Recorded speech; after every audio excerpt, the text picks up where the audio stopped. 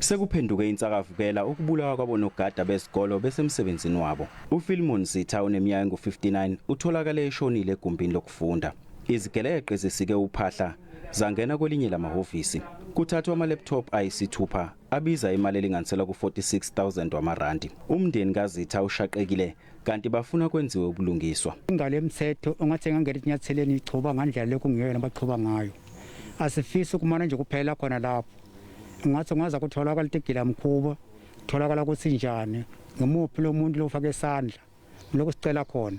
Imiphakathi yanxenxwa ukuthi ibambe iqhaza ekulweni nobugebengu obufuze lobu. Ngakulunye uhlangothi kusabukwa izindlela ezingasetshenziswa ukunikeza onogada amakhono kanye nezinsiza zokusebenza. Ngizocela ukuthi amalunga omphakathi ukuthi basite kakhulu ukuthi senze sure ukuthi izinkolo zethu ziba protected.